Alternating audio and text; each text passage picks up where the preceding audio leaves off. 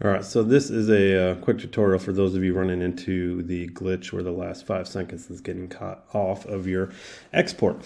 So I'm going to go through this quick because the other tutorial on exporting says all the same stuff up until that change.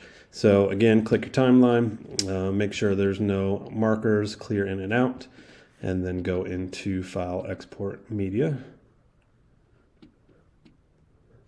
Again, do double check that your bubble is again, beginning and end of your video.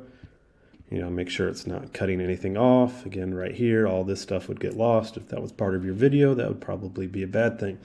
So again, just make sure that the blue line is where your video begins and ends.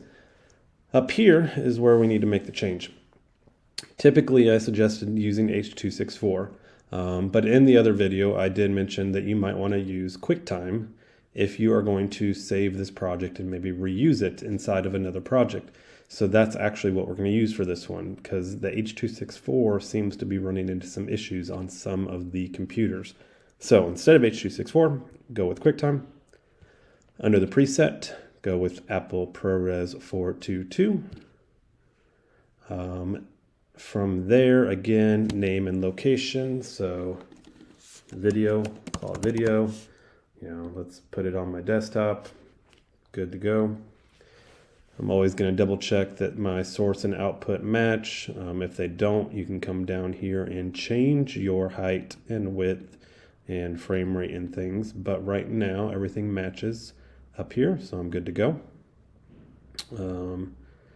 I've seen some folks that are shooting in what's called HDR, I think, because what's happening is this image looks blown out, meaning it looks a lot brighter compared to the timeline. Mine look like they match. But some of you are seeing something in here that looks maybe just brighter than it should.